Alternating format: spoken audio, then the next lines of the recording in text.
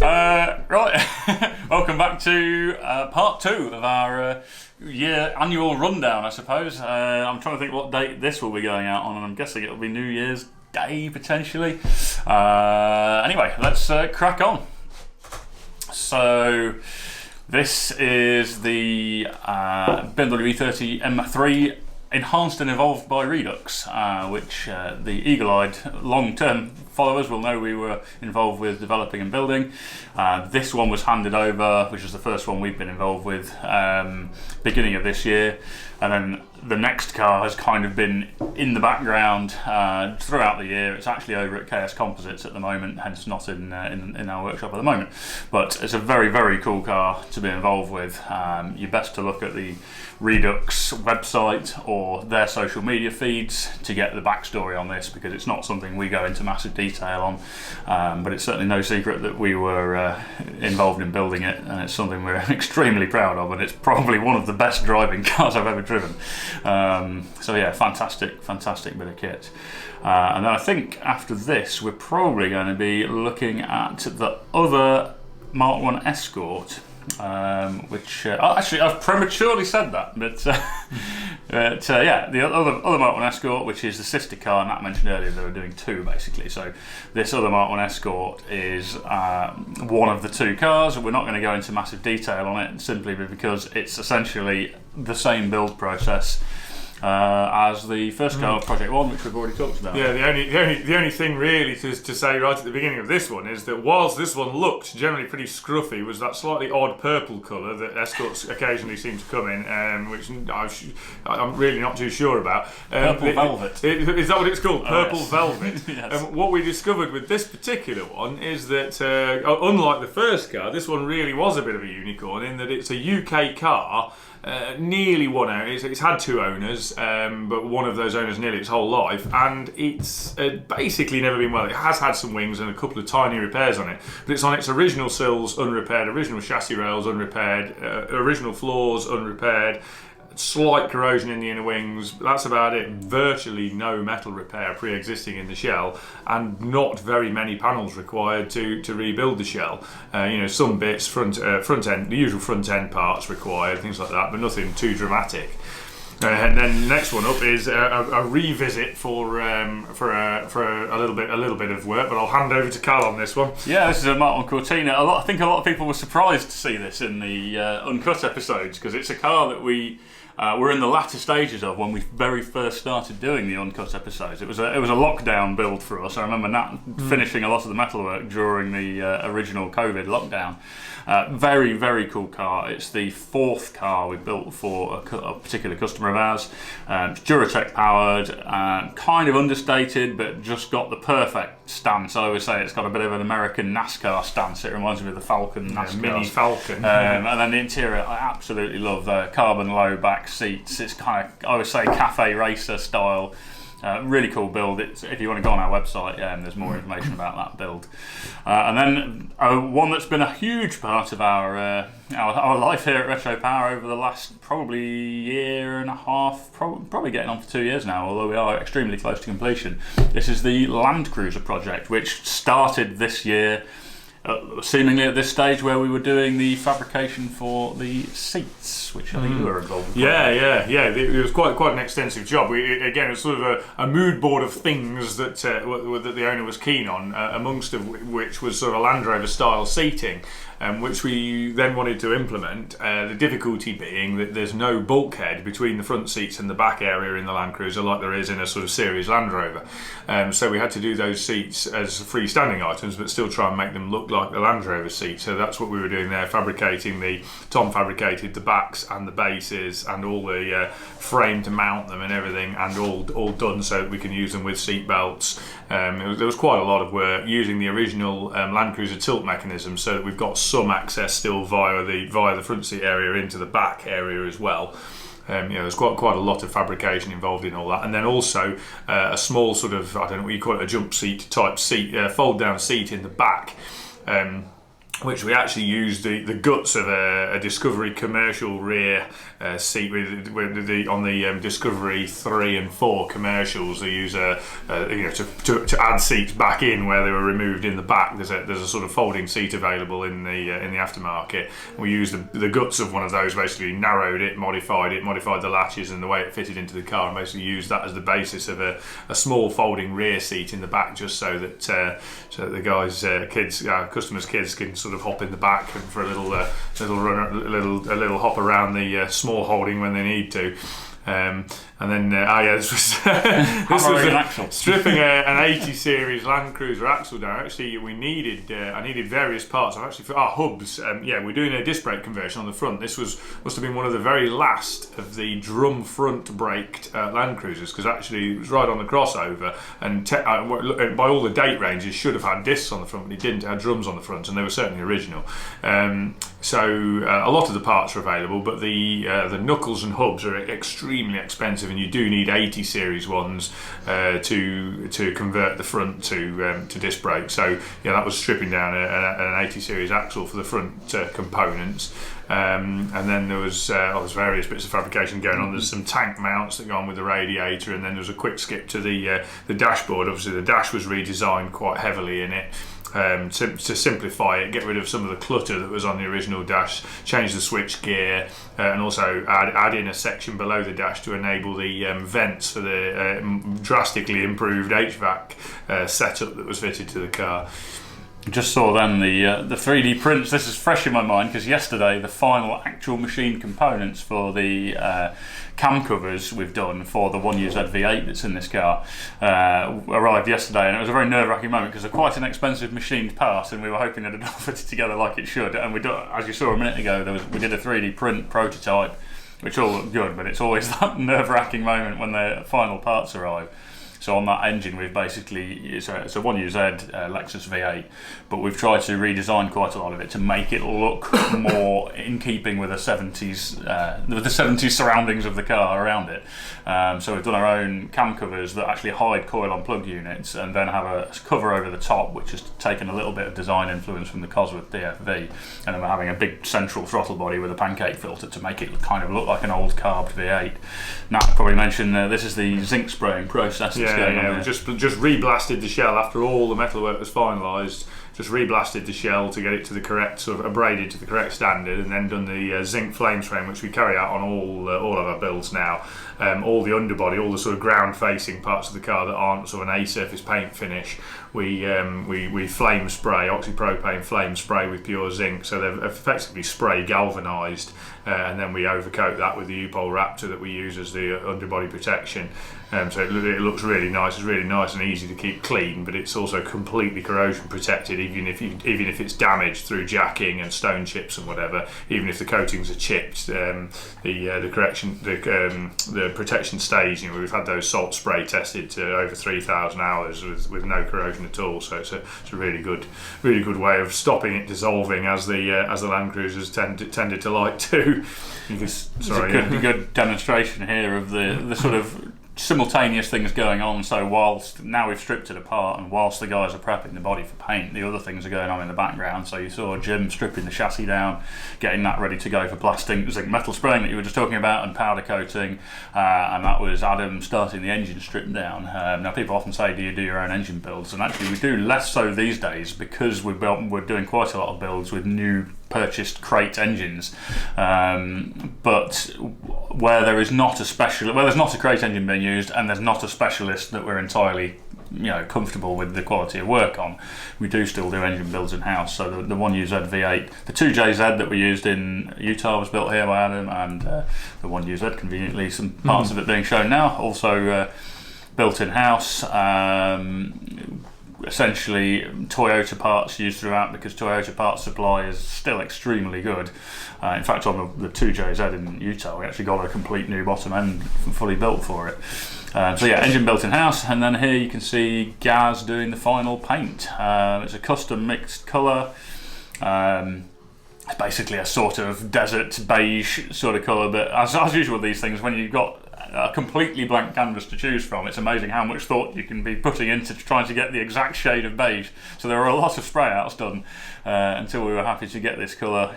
Not too yellow, not too cream, not too coffee brown. So we're really happy with it. It actually looks slightly different in the flesh, and you see that it looks very yellow in that shot, and it's not quite as yellow as that. And that's one thing that can be a challenge when choosing colours, is they look so different in different lights. It's difficult to convey that. And axle builds, as James here doing the front axle build, all the parts have been either Xylan coated, plated, or powder coated. The main axle body is zinc metal spray powder coat. All the smaller components with machine faces on, where powder coat puts too much build on them, we have them Xylan coated. And on the subject of Xylan coating, here's another little thing. The leaf screws, we're quite proud of these. We looked at aftermarket leaf. As far as we could see, the Toyota genuine ones weren't available still, but the aftermarket ones were. The problem with the aftermarket ones, they seem too cheap, and usually when things are too cheap, they're probably going to be rubbish. They were something like 70 quid each, which struck me that they were not going to be very good quality, and we know that the ride height was correct on the original springs, so we actually stripped them apart, de-riveted them, had them blasted and Xylan coated, and then we got stainless steel strips. Jim cut all the stainless steel strips to the correct length, prepped everything, cleaned out all the holes. We got some hot rivets supplied by a local company actually that makes rivets up in Ashby de la Zouche. They supplied the rivets, and then we made a little fixture for hot riveting them back together, and then we hot riveted the stainless bands around them. So we basically rebuilt the original leaf springs. And the benefit of them being Xylan coated is they've actually got they're now sort of self-lubricating the leaves, certainly for the time being, until they gradually wear that Xylan off. But it is quite hard wearing. We're seeing a 3D printer, which I think is probably an air manifold for the HVAC system. So it's a vintage air system again, but the actual ducts, how they come, they're just vacuum formed ducts on the unit itself, weren't quite pointing the way we wanted them to. So we've made some 3D printed ducts to get everything pointing the way we wanted to point and fitting nicely behind the dash. I think that's actually George scanning we put recesses in the floor to give us space for twin deeper fuel tanks to give us a lot more fuel capacity. So he was scanning the recesses then. This is another example of how handy the scanner can be. So we could then draw the fuel tanks to be a perfect fit within those recesses, and then from those drawings we send those off to Concept Racing, who we sometimes use for the particularly critical or challenging aluminium fabrication work, so usually fuel tanks and radiators. Although we do quite a lot of aluminium fabrication in-house still. And then it's just on with the general build at the moment, so fitting things like glass, and Adam carrying on with the engine build. There's a quick snippet of brake conversion in there, which is quite a nice one. We've done all the brake conversions, all been done completely with Toyota parts, so that wherever the vehicle may be in the world, because it's not necessarily staying in the UK, the parts are off-the-shelf Toyota parts. So the rear calipers are actually MR2, the biggest MR2 rear calipers, which also have the handbrake built in. So there it has the MR2 rear calipers and a different Land Cruiser disc on the rear, and then a later Land Cruiser disc and caliper on the front. So all the brake conversion is a big upgrade, but actually all with off-the-shelf Toyota parts. And the engine's being rebuilt with all of the parts refinished and either Xylan coated, plated, etc., or refinishing carried out on all the parts, and that's up to the stage where it's complete apart from the inlet manifold, which is there's another bit which we'll probably touch on shortly. I'm about to this is one of those cars where the sheer number of custom parts is hard to really comprehend when you just look at the car for the first time. It almost looks like a standard car, but there are just so many details. I mean, the engine will be obviously a lot of non-standard parts on it, but although the overall effect is still one where you open the bonnet and it kind of looks like a 70s V8 in there. But we were looking a minute ago at the doors being hung, and things like the hinges on those, they're originally just a steel pin rubbing in a steel surround. There's not really any proper bushing there. They get some play in them, they get corrosion coming out around them. So we've redesigned all of those as billet parts with bronze bushings in. This is Nat building the dreaded transfer box. The transfer box rebuild. For some reason, none of the transmission people we normally deal with wanted to touch the transfer box, so rather than keep wasting time scouring around the country looking for somebody who wanted to rebuild the transfer box, I decided we might as well just do it myself. So we did that. The parts are ludicrously expensive. That's one of the downsides. The bearings, a number of them are oddball sizes, so they're really Toyota only, or bearings that were made for Toyota, so they're the same price whether you get them from Toyota or not. So the bearings were ludicrously expensive. As it is, it didn't need very many bearings, which was a plus. In fact, fact, I think I only changed 2. All the rest were basically looked as new. Most of this car's kind of seemed like a bit like that when we were taking it apart. So it wasn't too bad in the end. One of the difficulties though was getting the correct spec, finding the correct factory workshop manual with the correct spec for all the parts in there. But anyway, that was resolved and it is all back together and correct now. We've just seen there the dash, which we've showed a little bit early on. You saw some sketches that George had been doing, which was basically sketches for the revised dash design. Nat mentioned we were trying to clean that all up and make it look minimal, but not obviously a sort of wildly modified design. And we were trying to find somewhere on the car to take a bit of design influence from, and we noticed the locking, the sort of centre caps and locking mechanisms on the front wheels. I've got this quite cool rib design, so we took that and translated that over for the knobs on the dash. So those, I think there's 5 knobs on the dash. They're actually machined from aluminium billet to a drawing that George designed. And then the rest of the dash has just been minimised. We've got rid of any unnecessary controls. The only other thing is the vintage air control lower down. There's a shot then of the hinges that I was talking about earlier. They were actually the front door hinges, which we did in stainless steel. We were a little bit concerned because you couldn't add a lot of bulk without it being obstructive to the way the door opens and closes, and we were worried about doing those hinges in aluminium, that they might fatigue and crack.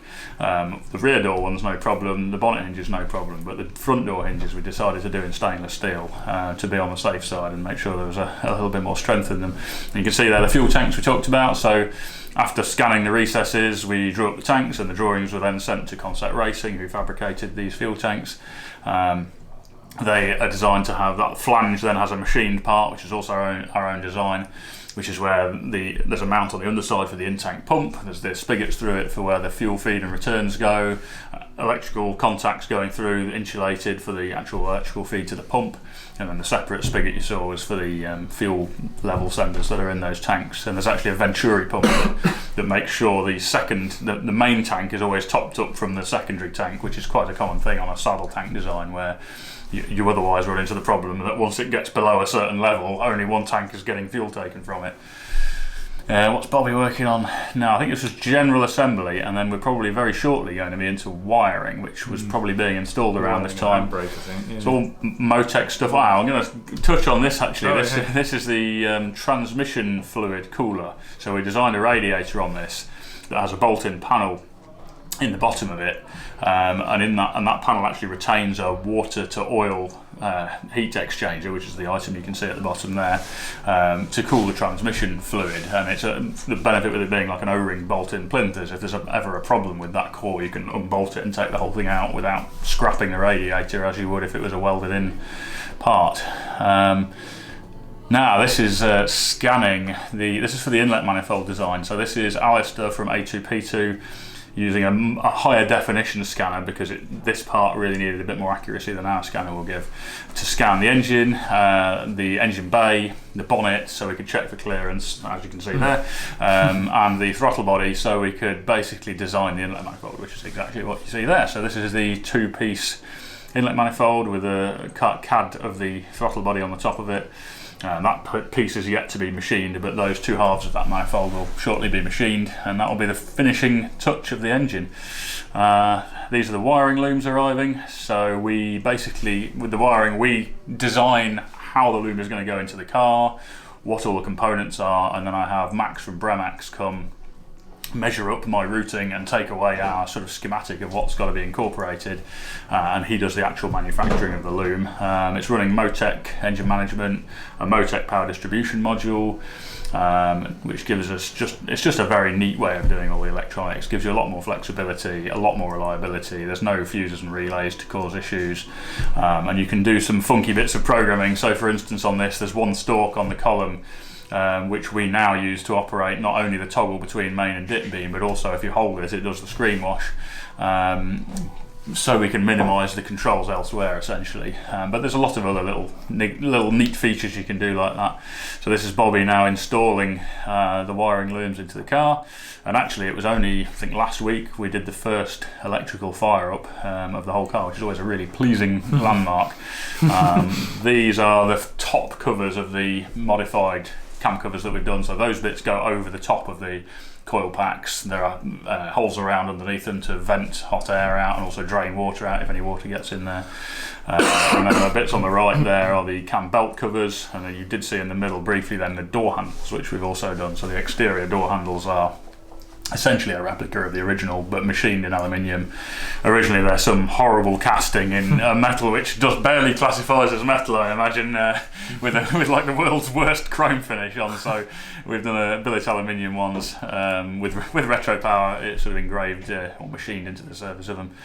And then this is James in the early stages of the exhaust system. So sometimes we use Simpson. They're really our go-to subcontractor when it comes to exhausts. Continuously good quality work, incredible standard of welding there.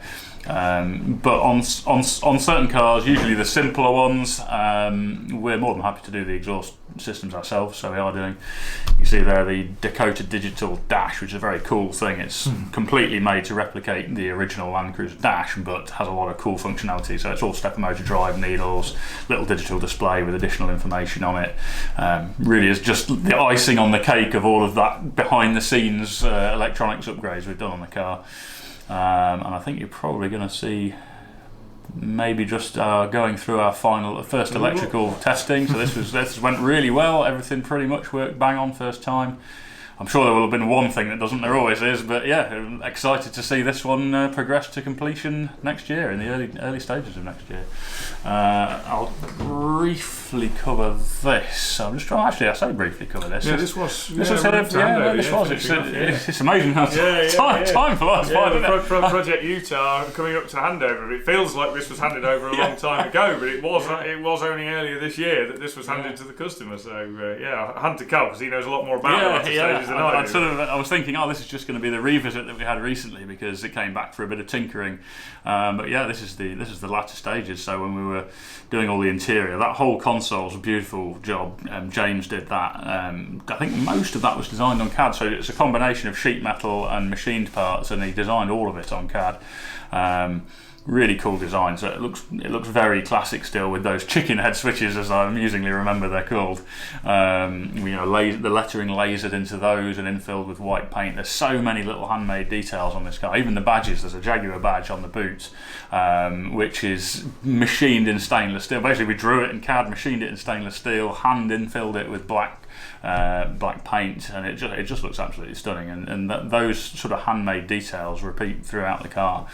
The seats you just saw then are XJ40 Daimler seats, which have got those really cool fold-out tables. They're a seat we've used a fair bit because they tick a lot of boxes. They're quite slim. You'll be surprised how big modern seats look in old cars. They're still quite slim, but they're fully electric, heated, cool little tables on the back. They're a good go-to seat for a sort of relatively luxury but classic car. This is the screen wash / breather tank, which is a machined part. So that's been machined in two pieces, the back part and then the cover, which is obviously bolted on. Quite a neat detail is there's no obvious way it's actually attached, and that's because 4 of those dome nuts, which are the same nuts that hold the front cover onto the back part, are actually on the end of long studs that are coming all the way through from the bulkhead. So 4 of those nuts are also holding it onto the car itself. The little orange plastic covers eventually have a machine cover put over them, which has laser etched into it what those caps are for. And also on the sort of billet parts thing, the brake reservoir you saw then was another machined part we designed to try and make a classic looking engine bay. And that was a theme throughout, really, of the engine bay, trying to make a modern engine. It's a 2JZ, I should have mentioned that. Toyota 2JZ on individual throttle body injection with a BMW M3 6-speed manual gearbox on it, but we were trying to make it all look classic. So the cam covers are bespoke, dome nuts to make it look vintage, and then various other parts in there just to try and not pretend it's an XK6, but just make it look more classic.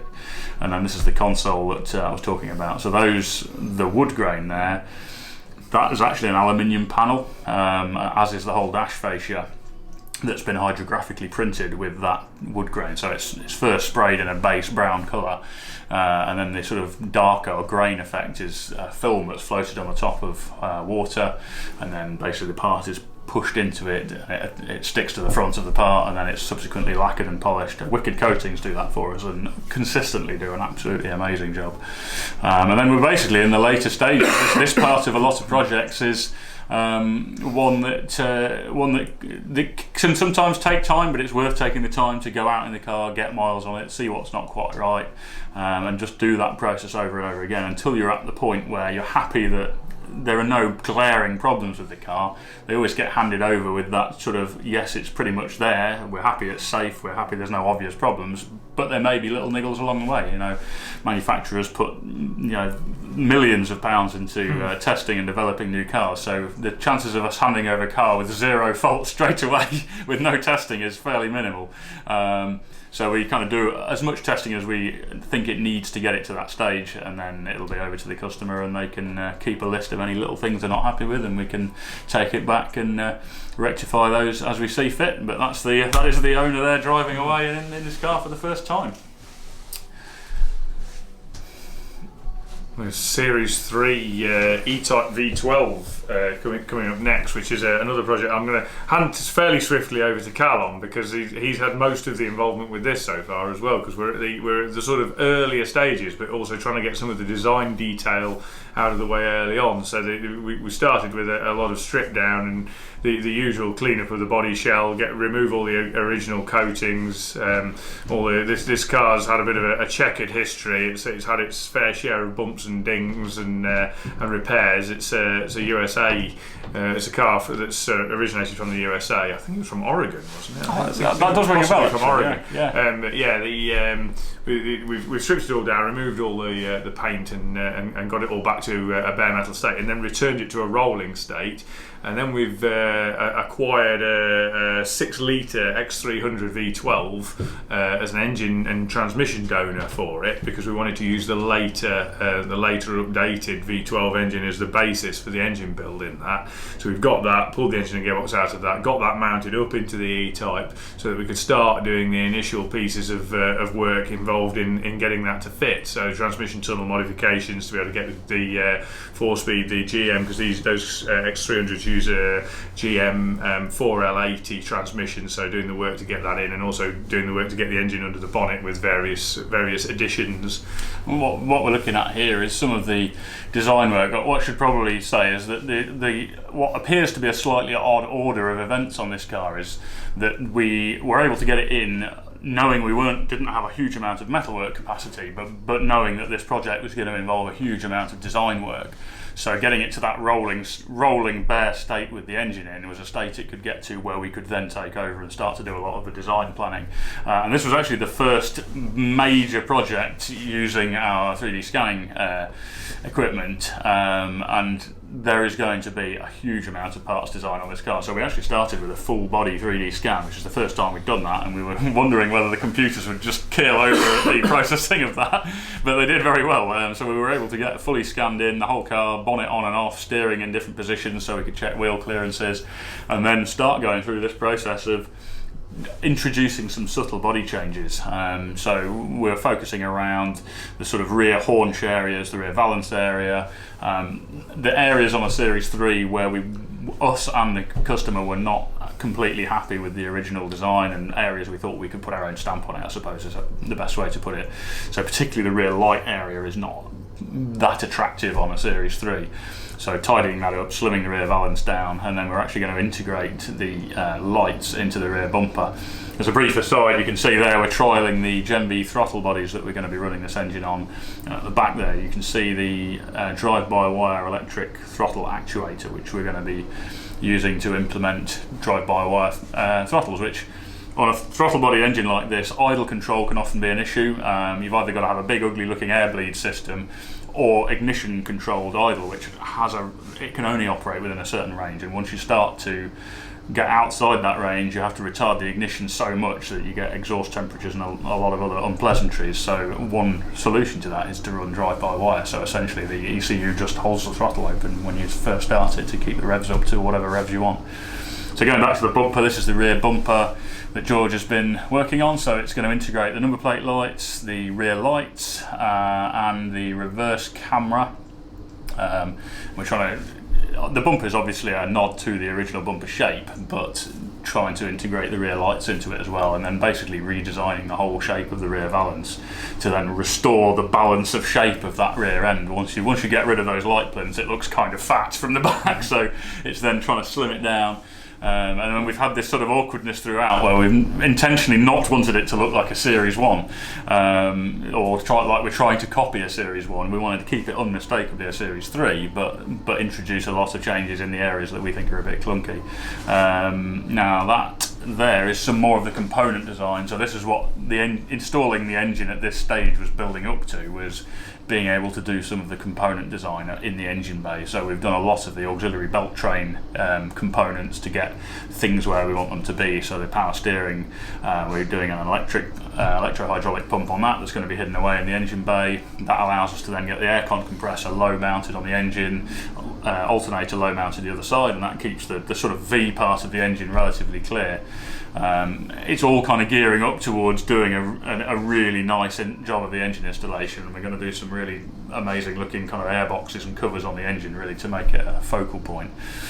And then we've done all of the 3D modelling of the changes to the front end shape in CAD, and then this is actually building up to creating a buck similar to the CV8 from which we're going to make a carbon fibre bonnet.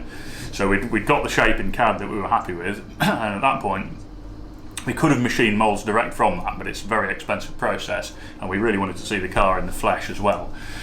So what we decided to do was kind of a halfway house where we CAD cut all of these little profiles in steel from the CAD drawing, and then used them as a guideline to sculpt the filler onto that bonnet to get that shape. So the bodywork guys weren't just stabbing in the dark and sculpting from scratch, they had something to build too. And then it's this process which looks very bodgy at this stage, but you remember you are just creating a buck to take a mould from, so it's basically just slapping filler on it, sculpting it all till it's the shape that you want. We've made checking jigs to check it externally against the CAD again, making sure everything's symmetrical, so the grill apertures and things which aren't very symmetrical original being checked and corrected. We deleted the indicator plinths there, and then the remaining bit on there was just making some checking jigs for the headlight apertures, which is the latest bit we've been on with on that.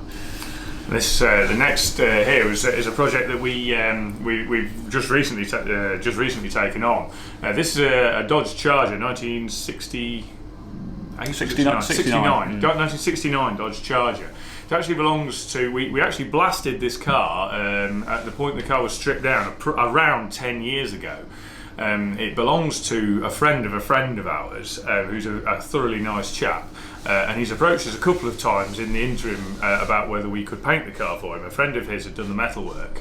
A good friend of his, who we also know quite well, had done the metalwork, as on a hobby basis in a unit they share just for their hobby unit, and he approached us about doing the paintwork ages ago. Life got in the way, lots of things have happened, he's had a few complications along the way, but he approached us very recently about whether we would still be at all interested in painting the car, thinking we probably wouldn't be.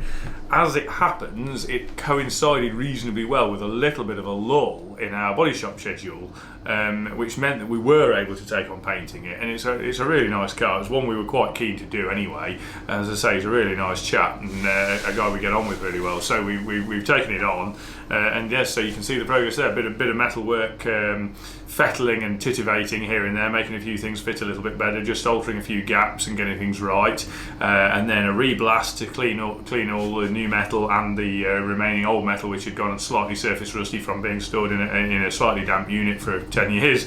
So we've got that done, the zinc metal spray on, then the initial coat of anti-corrosion epoxy on, and then start the filler work marathon, which no huge quantities of filler needed on this car in terms of thickness, because the panels were all pretty straight, relatively speaking pretty straight. The problem is just the surface area. It's absolutely vast. Compared to European cars, it's literally like two cars. So just acres and acres of sanding, and it's pretty big job. Yeah, to say the least. that Morris has been. That's interesting. It's interesting for me to see where the Morris started this year, and it was obviously completion of metal and we're in the early stages of body prep. That's probably best to give you a recap on where this project started and what the underpinnings are like. Yeah, the underpinnings on this started again with lockdown. I actually, it's a real timeline project in my head, in that I started drawing the tube frame backbone chassis for this at the beginning of lockdown, as we put the guys on furlough. So sort of March 2020, started drawing the chassis for that. But it's running it's using MX5 axle assemblies, MX5 PPF backbone, and MX5 gearbox. The only bit that's not MX5 in terms of running gear is the engine, which is Ford Zetec, just because easier to get more power from basically what is a crate engine. So it's a 200 horsepower Pro Dev engineering built Ford Zetec on throttle bodies, and then obviously the body has then been widened and modified quite heavily to then fit over. Well, and it's an integral chassis. The tube frame chassis is built into the body. The body's been quite heavily modified to then fit over that running gear. So the wheel arches have been modified and widened quite significantly to clear that, but sort of sympathetically to the shape of a Morris. So it does still look like a Morris, and it's not immediately obvious that it is an awful lot wider than standard. So the year started really then with the end of a very long metalwork marathon, getting that wide body done, and into quite a large marathon of filler work and prep work towards getting it to the stage that you're seeing in the footage now of getting the final paint on. The unveil of the purple, which split opinion. I think we led people into a sort of frame of mind where they were expecting something totally different, because the initial renderings we did for the car were a green, a sort of almost a palish green, quite a vintage look. Now the guy from the very start who we're building this for wanted a sort of 70s hot rod type look to it, and was quite keen on purple. We mentioned actually Ford Purple Velvet earlier, and that was one of the colours he suggested, but I wanted to sort of push that. The colour's a little bit dull and wanted to make it look a bit more modern, and we ended up on very close to a Rolls-Royce / BMW colour. I forget the name of now. I think it might be Midnight Purple or Twilight Purple, I think it is. But then we did a little bit of a change to it. We've added an additive which gives it a sort of additional bluey, crystally sort of sparkle in the sun, just to make it pop a little bit more in the sun.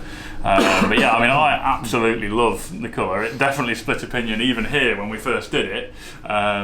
Interestingly though, I've sort of started to see this year a bit of a movement towards purple cars, so I'm hoping that by some chance we were ahead of the trend on that.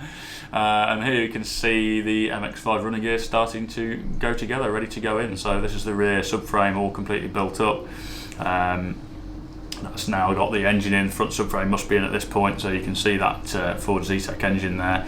And it was just going through the motions now. You can see the Simpson exhaust. We actually had the exhaust built on this one whilst it was in the dry build stage. So when it was a rolling bare metal shell, it went away to Simpson and they did the exhaust manifold. I was saying earlier about we tend to take on the easier ones. Well, this definitely wasn't an easier one, so this was definitely always going to go to Simpson. And as usual, he knocked it out of the park, so stunning job on the exhaust manifold. And it's just starting to go through, and we're starting to accumulate custom parts at this point. So there are some machined reservoirs that go at the back of the engine bay that were yet to be fitted in that shop.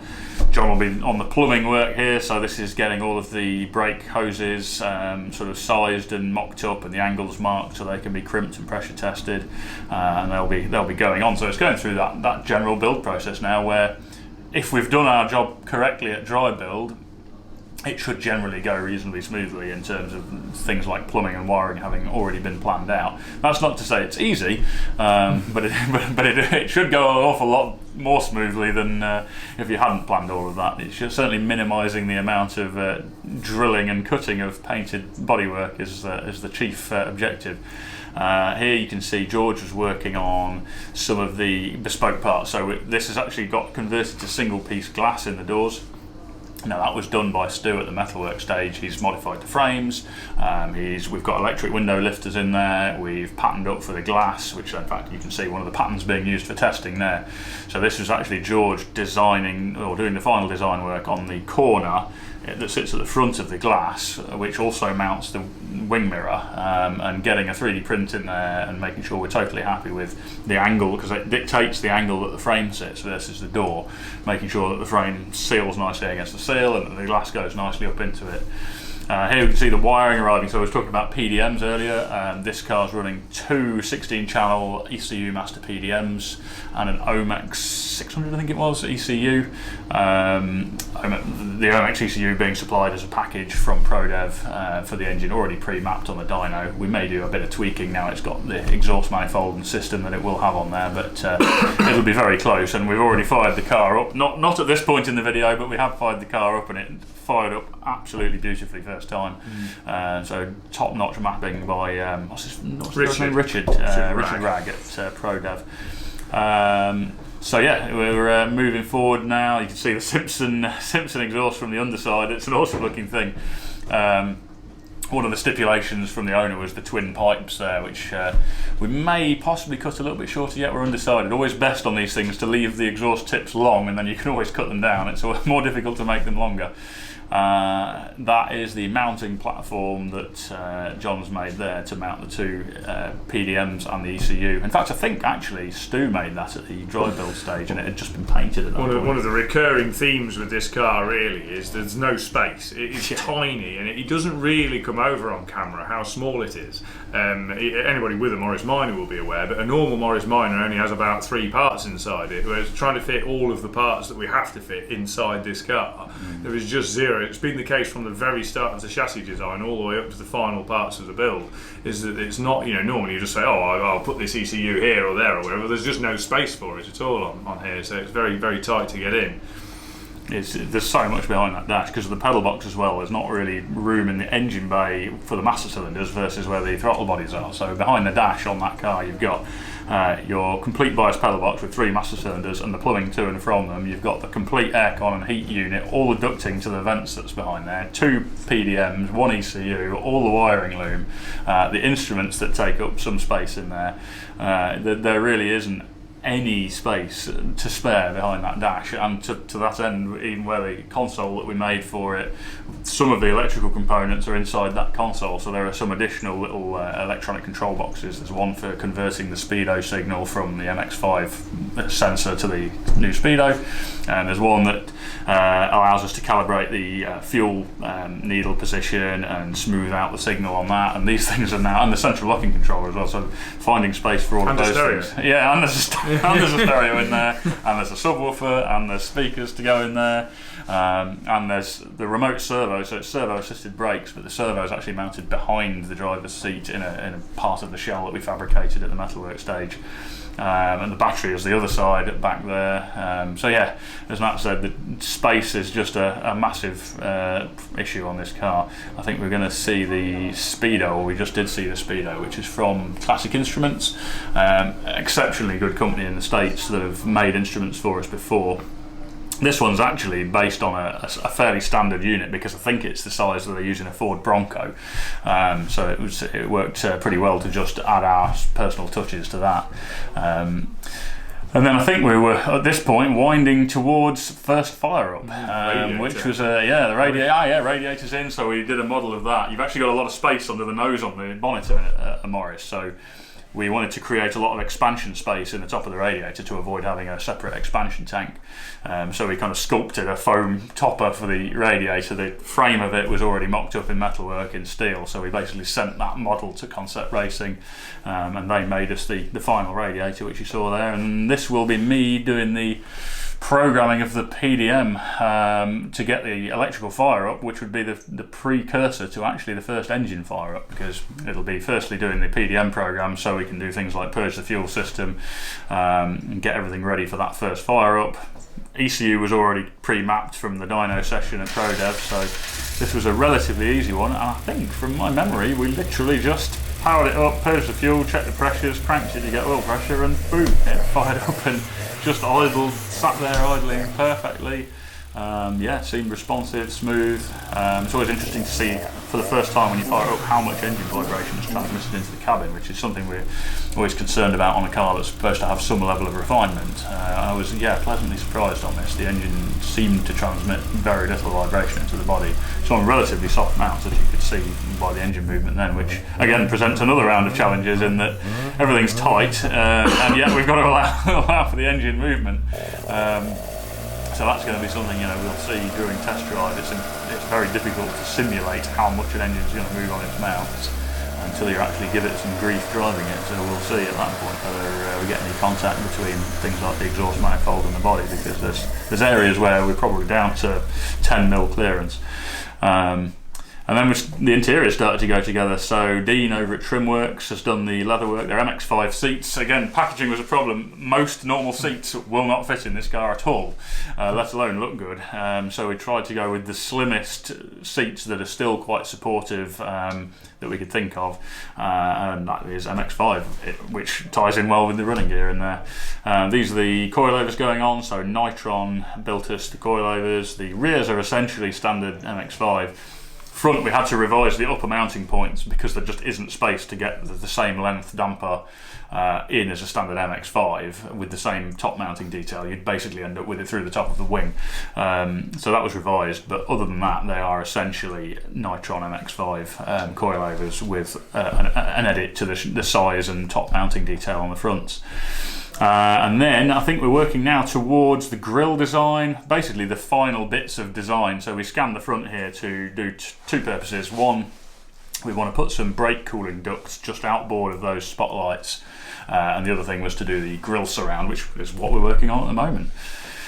And this is the Stravage Camaro. I come in for a lot of criticism on this. I think it's definitely Camaro everywhere else. In America, where the car was obviously born. Obviously, with it being a word that was only invented for this car, it's difficult to say what the exact pronunciation is. I would say, by most of the rules of English, it should be Camaro. M-A-R-O. There's not too many ways, but then English does have some oddities to it. So I'm going to continue to say Camaro, even though it's probably Camaro. But yeah, this was a traumatic period. Yeah, we got the bulk of there was a little pause in operations just prior to this being filled, prior to the beginning of this year, and then we picked back up with the car. And one of the areas we had issue with was that we retained the original wings on the car, replaced the doors, and due to a combination of the wings not fitting the original doors very well anyway, and then the new doors fitting them even less well, coupled with the wings had been modified a little in the past, we needed to do some rework on those. So that was the start of the year, was Tom doing some rework, basically remaking the back edge of both the front wings so that we could get an acceptable door gap and get all that lot correct. And then it was moved on to body prep. We did the usual blast, zinc metal spray, all the usual work there to get it into the body shop, and then the guys set to on the filler work and blocking, as you can see here, and getting all the surfaces straight and getting everything straight and right on the car. It's unusually large. It's deceptive. These American cars can be very deceptive because, again, it's a two-door coupe essentially, and next to a Dodge Charger, it looks compact, but compared to almost every other car in our workshop, it is still massive, even though you sort of associate that shape of body with a small car. So the surface area on things is vast again, particularly sort of the length of the front, the bonnet and the wings are absolutely enormous on it. One thing that I always say this to people when we're talking about the upgrades and changes we've made on this car, it always makes me laugh, is the original construction of the front is that there's essentially a box section front subframe which holds the front suspension, and that's bolted to basically the bottom of the bulkhead and an area of the floor sort of under the seats with rubber mounts. Yet the outer wings, which are of course bolted solidly to the body tub just in front of the doors, they're bolted to that subframe at the front. So essentially all of the front end of the bodywork is bolted to something that moves on rubber mounts, yet the back end of those panels is bolted fixed to the car. So it's just, there must be this constant movement and chafing of metal panels. And then the other thing that was deeply irritating, which we changed on this, is that the bonnet hinges originally bolt to the outer wings, so it makes trying to do the panel alignment, I mean the panel alignment was a nightmare anyway, trying to do the panel alignment as they were a complete pain, because every time you move, if you want to move the wing, it takes the bonnet with it, so you've got to move the wing and then move the bonnet back, and trying to do that in a controlled fashion is a pain. So that was one of the things we changed. We did this sort of tube frame subframe at the front, It had an aftermarket sort of front subframe that was a much nicer design, rack and pinion steering, double wishbone suspension, just a really well made bit of kit. Speedtech, I think, was the manufacturer of that, and then we've added to that and made a sort of upper frame that picks up on that, goes all the way around the front perimeter, and our wings bolt to that. Quite a clever system Stu came up with studs on the inner face of the wing, so they can basically hook over and bolt in from above the wheel, and you don't have any visible fasteners in the engine bay. So there is, all of the sort of panel work we made in the engine bay, there are no visible fasteners on it at all. And then the bonnet hinges, which are actually Ring Brothers hinges, are bolted to that subframe, so you've got adjustment independently of the bonnet without taking the wing with it. But yeah, that panel build-up process was a very exciting part of sort of seeing that transformation of the car, getting it rolling. It's on these rotiform or rotiform wheels, which look stunning and a very different look for a Camaro. And then at the moment we're on with the plumbing, so as you can see there's quite a lot hidden away under those inner wing panels. We've got hydraulically assisted brakes in it, as in the boosting part is hydraulic off the power steering pump circuit. So we've basically been dealing with all of the plumbing side, the fuel injection plumbing, the plumbing for the power steering, and brake booster, and hoping to push forward and see that completed this coming year.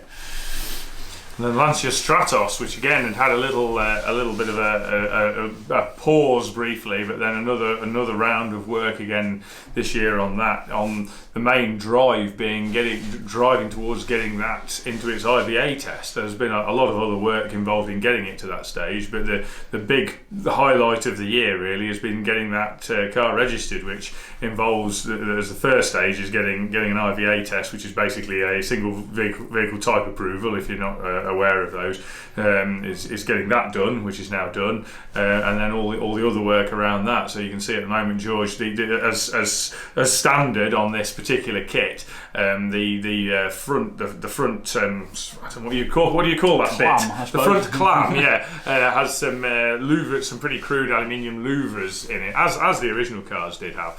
Some pretty crude aluminium louvers. We wanted to improve on that, so George was doing some scanning work around there to enable a replacement louver to be done for that. And then he's also scanning the rear window aperture, if you like. It's not really a window, but he was scanning the rear window aperture to get the frame dimensions for that. And he then drew a mould tool up in CAD so that we could get that machined in MDF, so that we could then mould a fiberglass panel to replace the original fiberglass panel that sat in that rear window aperture, and then we could change the design and fit a triangular rear window along with revised vents into that area for getting the heat out of the engine bay.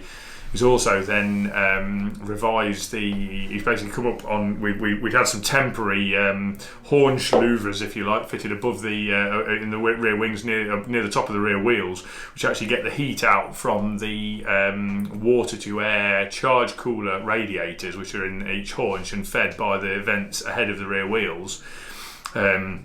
So he's come up with a drawing for the vents that go in the top of those apertures in the hole you can see there, and then made a mounting system that bonds in there, which is literally being glued in with the epoxy panel bond right now there, and then the grills then screw into those mounting structures, and that gives the grill a final adjustment height-wise relative to the body within that mounting system. It allows it to be adjusted just to fine-tune the finish so that it can be dead flush with the body once everything's assembled. Some of the backstory on the design changes that obviously people have seen as we've gone along with this, that there's some things that really take it away from your stereotypical Lancia Stratos, if there is such a thing, Lancia Stratos look. And this has all been sort of a really conscious effort between us and the owner. He wanted to set it apart from your typical rally replica Stratos, and one thing very early on we decided is we wanted to take a lot of design influence from the Stratos Zero concept car that Bertone did. I believe it was 1970, I think. Sort of, I mean, he must have started it in the late 60s, and we actually saw this at the NEC this year. Just mind-blowing piece of design considering when it was done. So yes, a lot of the design elements or cues are from that. So the colour obviously is the most obvious one, and then that rear window louver panel, we were trying to come up with a way of incorporating. There's like a triangular louver on the Zero project, but that doesn't really lend itself to the shape of the rear panel on this, so we tried to come up with a way we could incorporate a triangle in there, but then also the louvers to get the heat out of there. So that was what led to that decision on the rear louver panel. And then we wanted to be able to see the engine as well, so we talked about doing a full clear cover for it, like an F40 with louvers in. But I was concerned, A, a lot of complexity to make that, and B, I was concerned about whether you'd end up with deformation or whether you'd end up with cloudiness getting introduced into a plastic plexiglass cover like that. So we decided to go with this design where we've actually got a glass triangle in the middle of it. And then, yeah, the louver panel for the front was then translating over the same louver shape that we've introduced into that rear panel there. And then you saw earlier the rear lights. That was another area where the owner was keen to set this apart from a normal Stratos. They kind of do look a bit like a trailer light in the middle of a basic fiberglass circle. So we've done this sort of almost afterburner-y type inspired rear light, and there's LEDs that are going to be set into the back of those that actually also glow out through the little slots like an afterburner when it's indicating. So we haven't got those back from 3D print yet, but I'll be quite excited to see those actually finished and on the car. And then likewise the vents, these are the mounting pieces for the flank vents that Nat were talking about. We've offered up our own 3D print, but the final parts are going to be 3D printed to a much higher resolution elsewhere. In nylon, but they will be also a final 3D printed part. So yeah, I'm excited to see all of those little design changes come together. Actually, something you can see in that shot is the first prototype of the air intake ears, which with hindsight now don't look amazing. Now what you see here is the second version, where we did a much more angular fabricated design, and they're unpainted at this point. Which still get just as much air intaking in. So you've got airflow one side for the actual air intake, the air filter sits behind on one side, and the other side just generally provides a flow of air through that back. But you've still got a good air intake area, but it kind of is more in keeping with the sort of angular design. One thing he kept showing me was pictures of a Countach with the anniversary ones with the big chunky intakes there, and I was thinking, well, we can't directly translate that, but if we're trying to keep that triangle theme in there, we could do a sort of double triangle shape to that, and I think that came out really nice. And I'm guessing, is this going? Oh, this is track testing. Yeah, so this is at Bicester, shakedown basically before, because the car's not registered at this point, but we wanted to do some shakedown before IVA test. We took it to Bicester to do some testing, which actually went really well. We wanted to make sure everything stayed cool. That was one of the primary things. Make sure we had sufficient airflow flow through the fronts, make sure the engine stayed cool, make sure the engine bay temperatures were good, and everything went really well there. At this point, I think we were now moving on to some of the changes we were making for the IVA, which may or may not be reversed afterwards, but one of the things that's quite a challenge, which we were worried about actually, was the emissions side of things. The emissions were the two types of emissions that are tested were the two problems that we anticipated, which were the noise emissions and the gas emissions. And the first one being the noise emissions, because it's insanely loud. The supercharged V6 is just ridiculously loud. It's louder than any other vehicle we've built when fired up with no silencers. It's absolutely ear-splittingly loud. So we knew we were going to have a work cut out there. So we made some revisions to the initial exhaust system pretty quickly there. It actually got revised again, but there was quite a lot of revision to actually get the exhaust system to try and knock some sound out from the engine, and also add catalysts to it, because to pass the IVA test, the engine will require catalytic converters. So that was done. And we did some emissions testing here prior to going for the test, and found that actually with the mapping revisited, it actually got the emissions to be the gas emissions to be remarkably good, incredibly clean burning. Yeah, just ridiculously clean. We were really surprised, because with supercharged engines, sometimes the idle characteristics are such that because of the drive power needed driving the supercharger, it's quite difficult to get the emissions good, but they're absolutely amazing. And then as I say, a couple of revisions of exhaust system, even with the catalysts in there, just to try and get the noise levels down, because even with the catalysts in, the car was incredibly loud. It's just That surprised me. I thought the cats were going to knock a lot of noise out, and we initially baffled the hell out of the exhaust. And put the cats in. We basically made a cartridge that went in, or Bobby made it, that would knock a lot of noise out. It was still very, very loud. So I think in its final form, to get through the rules, there was a lot of restriction in the exhaust choice. I'm not sure. We never tried to run it at sort of full power, but I imagine it would have been quite considerably down on power in the state it was in to get through the noise regulations. But I think we should. But yeah, it was just a relief really to get that registration in the end, and just big sort of pat on the back. It felt good actually, because we were worried about it, and you've got everything planned out, and you know you've done as much as you can, but it's still that thing of thinking, well, if we struggle to get this through, what are we going to do? If customers already paid us to get the car to this point, we can't fail really. Ultimately, it is a man testing the car on the day, and to be fair, the Vosa guys are extremely helpful and do a very good job, and actually are really nice to work with. Everything was resolved, but it is quite a challenge. So it's going to be great to see all of those last little details, like the badges and rear lights and things that we're working on, come together, and hopefully see the completion of that car in the early stages of 2023, along with a lot of other cars. So I think we're going to finish the Stratos, the Morris, the Land Cruiser, the Mustang. Kaiser 2 should be going with its revised dash. The Manta, I mean, that's as a minimum, and then with Camaro and probably the blue E-Type and the NSU. So I mean, by March, don't quote me on this, but by March we should have a lot more space. Big space, and then some interesting new projects coming in. That you'll be excited to see, because I know we're very excited to see. I can't wait to get a couple of new victims on the jigs next door and start doing some serious metal surgery. Unveil what will probably be the most controversial projects we're likely to ever do. Well, the next two arrivals and the two after that will be the most controversial projects we're going to do. And on that note, I think we're going to sign off for 2022. I hope everyone's had a great Christmas, and wish you all a good New Year. Happy New Year.